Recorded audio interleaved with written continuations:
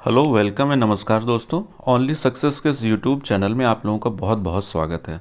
इस वीडियो में आज के हम लोग डिस्कस करेंगे प्रेसिडेंट से रिलेटेड कुछ इंपॉर्टेंट एमसीक्यूज जो हर एग्ज़ाम के लिए इम्पॉर्टेंट है। बेसिकली हम लोग फोकस कर रहे हैं उत्तराखंड पीसीएस के लिए, बिहार बीपीएससी के लिए, यूपीएससी के लिए और यूपी पीसीएस के लिए। बेसिकली ये जो स्टेट कमीशंस हैं उनके लिए ये बहुत ज़्यादा रिलेवेंट है। इसके अलावा जो और सारे एग्ज़ाम्स हैं उनके लगभग 99% क्वेश्चन की जो रिक्वायरमेंट है वो इस वीडियो से फुलफ़िल हो जाएगी। तो जो भी नए व्यूअर्स उनको मैं बता देना चाहता हूँ कि हम लोग पॉलिटी की एमसीक्यू सीरीज़ चला रहे हैं। ये पॉलिटी की मतलब इसमें एमसीक्यू सीरीज़ में टोटल जितने भी टॉपिक्स हैं सब पे जो रिलेवेंट और इम्पॉर्टेंट क्वेश्चंस हैं वो हम लोग हर टॉपिक वाइज डिस्कस करते हैं इसमें, और वो हिंदी और इंग्लिश दोनों ही मीडियम में रहते हैं। ये सारे जो भी टॉपिक हम लोग डिस्कस करते हैं वो सारे एग्ज़ाम के लिए इम्पॉर्टेंट हैं। अगर आप टीचिंग का दे रहे हैं यानी कि एलटी का एग्ज़ाम दे रहे हैं तो भी इम्पॉर्टेंट है। अगर आप स्टेट पीसीएस दे रहे हैं तो भी ये टॉपिक बहुत इंपॉर्टेंट है। ये टॉपिक मतलब पॉलिटी ऐसे सेगमेंट या कोई भी आप एग्ज़ाम दे रहे हैं। और दूसरी बात यह है कि जो भी नए व्यूअर्स हैं इस चैनल जल्दी जुड़ जाइए, जिससे कि अभी हम लोग पॉलिटी है, पॉलिटी के बाद हम लोग ज्योग्राफी की एमसीक्यू सीरीज शुरू करेंगे, उसके बाद हम लोग हिस्ट्री की सीरीज़ शुरू करेंगे। ऐसे हम लोग सारे लगभग इंपॉर्टेंट टॉपिक सारे कवर करेंगे, तो आपका एक जीएस के पोर्शन का एक इंपॉर्टेंट टॉपिक कवर हो जाएगा। और आप लोग टेलीग्राम चैनल से भी जुड़ जाइए, क्योंकि जितने भी हम लोग यहाँ पे पीडीएफ डिस्कस करते हैं सारा का सारा स्टडी मटेरियल आपको फ्री ऑफ कॉस्ट, आपको एक भी रुपये नहीं देना है। टेलीग्राम से आप लोग सीधे डाउनलोड कर सकते हैं, तो इसका लिंक डिस्क्रिप्शन में दिया हुआ है। आप लोग डायरेक्टली जाके उस डिस्क्रिप्शन से वहाँ से जुड़ जाइए। ठीक है, आप लोग इस चैनल को सब्सक्राइब कर लीजिए अगर नहीं किया है, और हम लोग आगे बढ़ते हैं फिर। चलिए, इसमें प्रेसिडेंट टॉपिक है एमसीक्यू। इसमें से हम लोग मोस्ट इम्पॉर्टेंट जो एमसीक्यूज़ हैं वो हम लोग डिस्कस करेंगे। पहला क्वेश्चन डिस्कस कर लेते हैं हम लोग।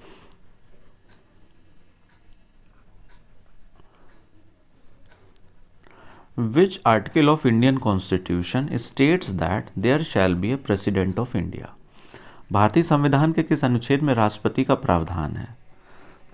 Article 61, article 51, 52, 53। कोई भी एग्ज़ाम में इतने ही करीब ऑप्शंस रहते हैं। तो अब इन चार आर्टिकल्स जो हैं अगर आप लोगों को पता है तो आप लोग कमेंट में बताइए कि आपको पता था पहले से। बट इस क्वेश्चन का राइट आंसर जो है, राइट आंसर होगा आर्टिकल 52।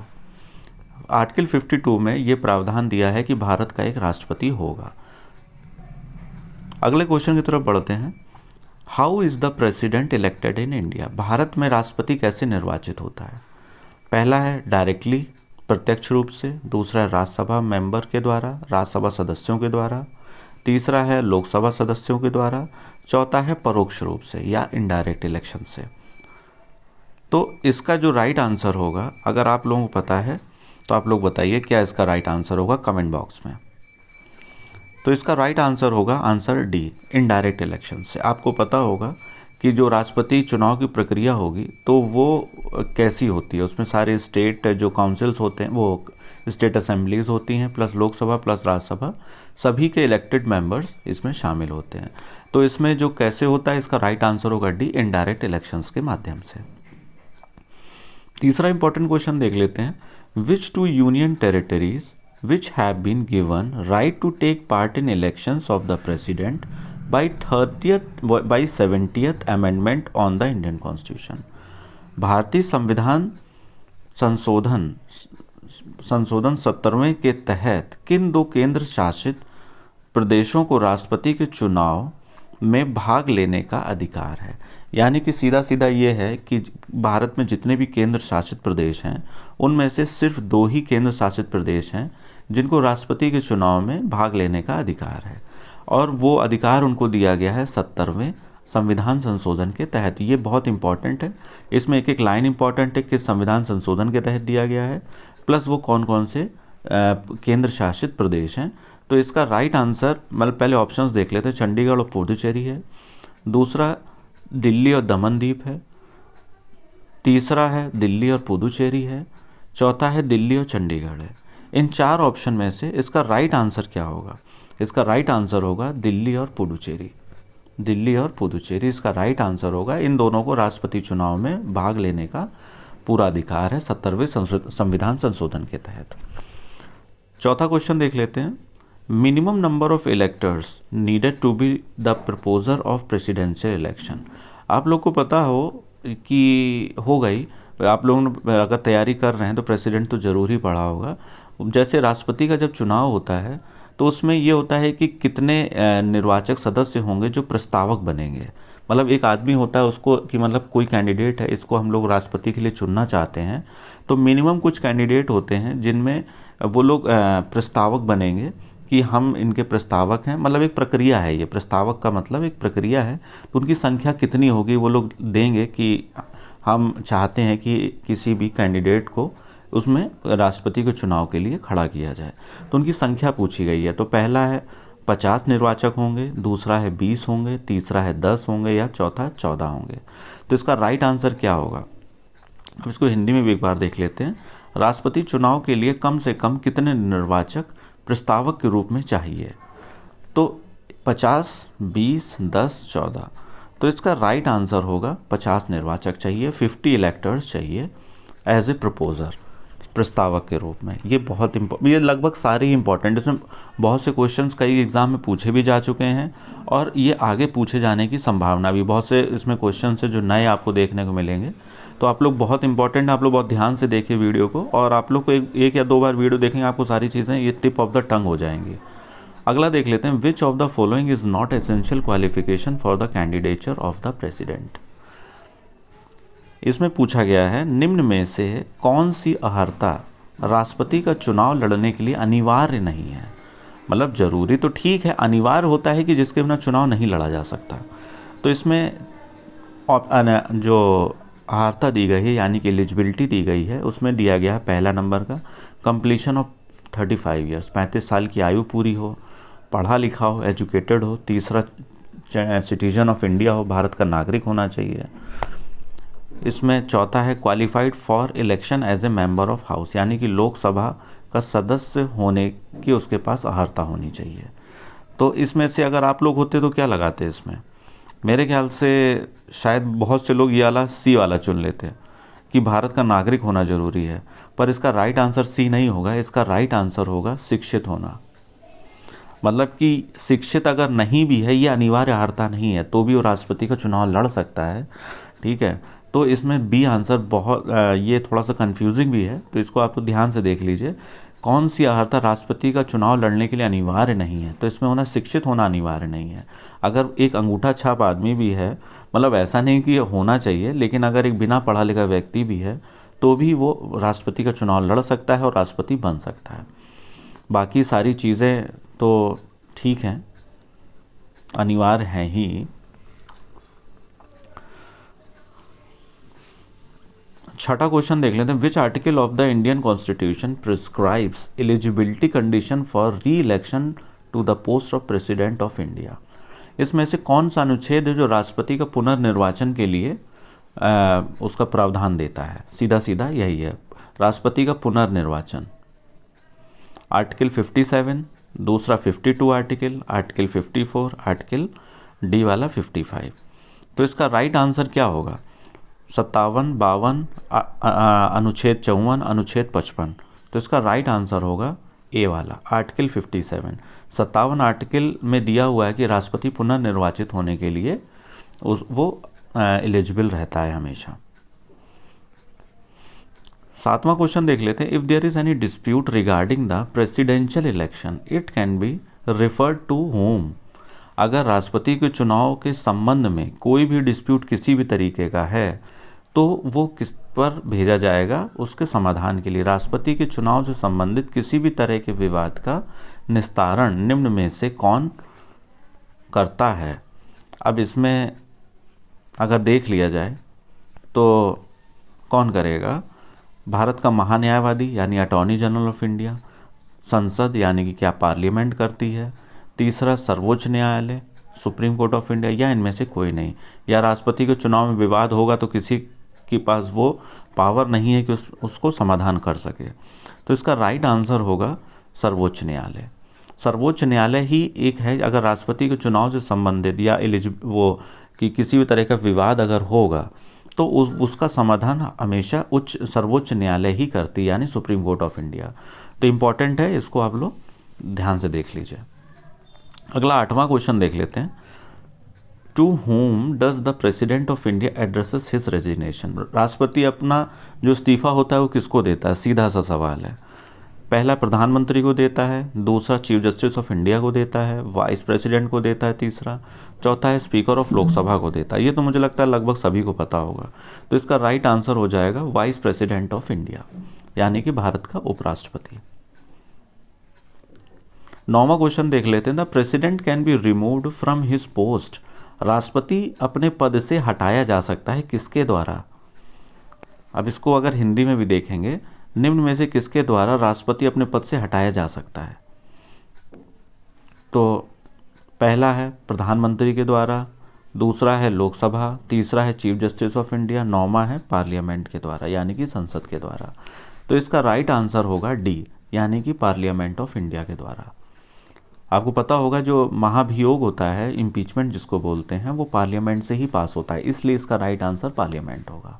और किसी के पास इतना अधिकार नहीं है जो राष्ट्रपति को उसके पद से हटा सके। अगला क्वेश्चन 10वां देख लेते हैं। Under which article of Indian constitution can the president be impeached. वही देखिए, अब महाभियोग वाला आ गया। भारतीय संविधान के किस अनुच्छेद के तहत राष्ट्रपति पर महाभियोग लगाया जा सकता है। पहला है अनुच्छेद 61, दूसरा है अनुच्छेद 76 76, तीसरा है 75, चौथा है 365 तो 368 सॉरी। तो आपको पता होगा इसमें 368 वाला कॉन्स्टिट्यूशनल अमेंडमेंट होता है इसमें। तो ये 360 अगर पूछा जाए, यही सवाल आ जाता जब हम लोग कॉन्स्टिट्यूशनल अमेंडमेंट वाला टॉपिक कवर करेंगे तो वहाँ हम लोग डील करेंगे इससे। तो आर्टिकल जो 368 होता है ये बेसिकली कॉन्स्टिट्यूशनल अमेंडमेंट इसी आर्टिकल में दिया हुआ है। तो अब यहाँ पे महाभियोग अगर राष्ट्रपति का पूछा गया है तो महाभियोग में इसका राइट आंसर क्या होगा, ए वाला आर्टिकल 61। आर्टिकल 61 के तहत राष्ट्रपति पे महाभियोग लगाया जा सकता है।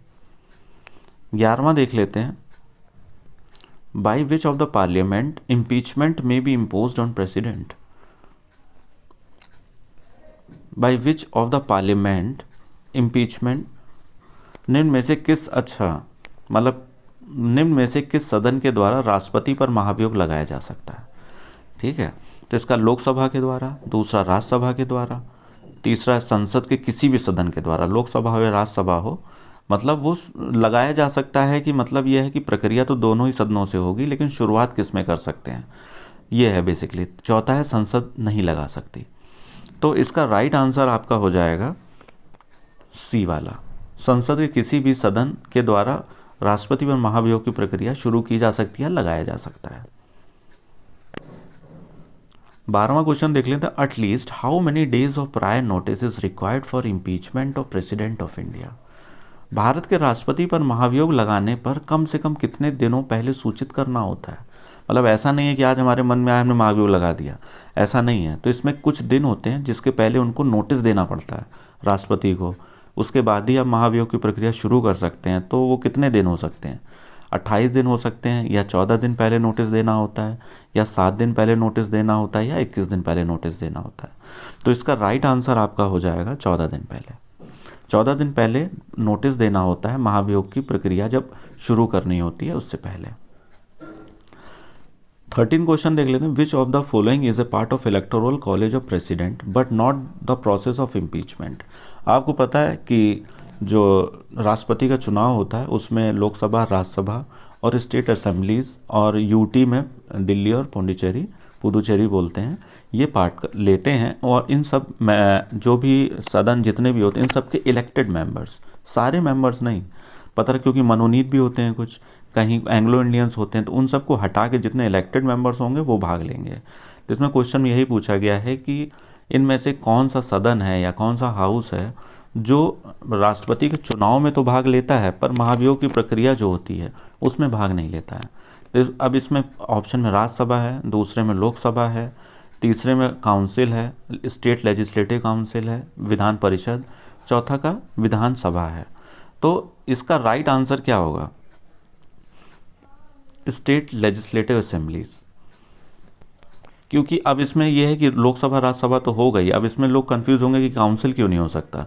एक्चुअली काउंसिल का जो रोल है वो इलेक्शन में भी नहीं होता है, अगर इलेक्शन में भी रोल नहीं है तो इम्पीचमेंट में भी नहीं है। तो पूछा यही गया कि इलेक्शन में अगर होता है पर इम्पीचमेंट में रोल नहीं होता है, यानी कि महाभियोग में नहीं होता है। तो असेंबलीज ऐसी होती हैं जिनका इलेक्शन में तो होता है पर इम्पीचमेंट में नहीं होता है। काउंसिल के इलेक्शन में भी नहीं होता है और इम्पीचमेंट में भी नहीं होता है, इसीलिए सी वाला एलिमिनेट हो गया। तो इसका आंसर डी होगा। 14th वाला देख लेते हैं। The vacant post of president is filled with in, यानी कि राष्ट्रपति का पद अगर रिक्त है तो कितने दिनों में भर जाना चाहिए।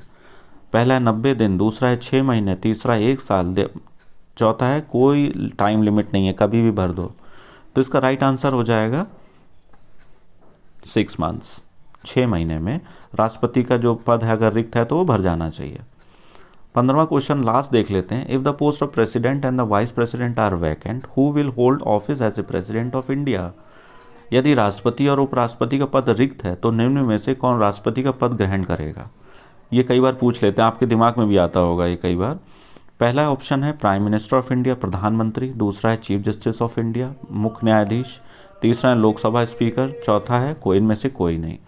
तो इसका जो राइट आंसर है ये हो जाएगा आपका चीफ जस्टिस ऑफ इंडिया। यदि भारत के राष्ट्रपति भी हैं, किसी कारणवश अगर वो पद में नहीं है या उनका देहांत हो गया, इस्तीफा दे दिया, तो उपराष्ट्रपति उनकी जगह संभालते हैं। अगर किसी कारणवश उपराष्ट्रपति भी नहीं है तो फिर भारत के सर्वोच्च न्यायालय के जो मुख्य न्यायाधीश हैं वो संभालते हैं। अगर आपको ये हो कि अगर वो भी नहीं है तो सुप्रीम कोर्ट के सीनियर मोस्ट जज जो होंगे वो राष्ट्रपति का पद संभालेंगे। अब इसके आगे की प्रक्रिया तो अभी नहीं है, संविधान में ऐसा मौका नहीं आया, लेकिन चीफ जस्टिस तक ऐसा हो चुका है। तो ठीक है दोस्तों, आज की वीडियो में प्रेसिडेंट से रिलेटेड लगभग जितने इंपॉर्टेंट टॉपिक हैं वो कवर हो गए हैं। तो इसका PDF आप लोग टेलीग्राम से डाउनलोड कर लीजिए। और इसी तरह से अगर आपको लगता है कि वीडियो देखना आपके लिए यूज़फुल रहा, वर्थ वॉचिंग था, तो आप लोग इस चैनल को प्लीज़ सब्सक्राइब जरूर कर लिया करिए और इसको शेयर जरूर करिया करिए, जिससे कि हम लोग लगे हम लोग मेहनत अगर आपके लिए कर रहे हैं तो वो सक्सेसफुल है और आपके लिए अच्छे अच्छे नए नए टॉपिक्स पे आपको वीडियो बनाएं। और MCQ पॉलिटी के बाद में हम लोग हिस्ट्री या ज्योग्राफी का शुरू करेंगे। आप लोग को जो चाहिए पहले वो बता दिए कमेंट बॉक्स में, जिससे कि इसके बाद हम लोग वो शुरू कर सकें सीरीज़। लेकिन अभी पॉलिटी कुछ दिन तक चलेगी, उसमें बहुत से टॉपिक्स अभी बाकी हैं। इससे रिलेटेड एग्ज़ाम में या कोई भी आपको कम से कम 60 to 70% क्वेश्चंस आपको इन सीरीज़ से मिल जाएंगे। ठीक है, थैंक यू फॉर वॉचिंग।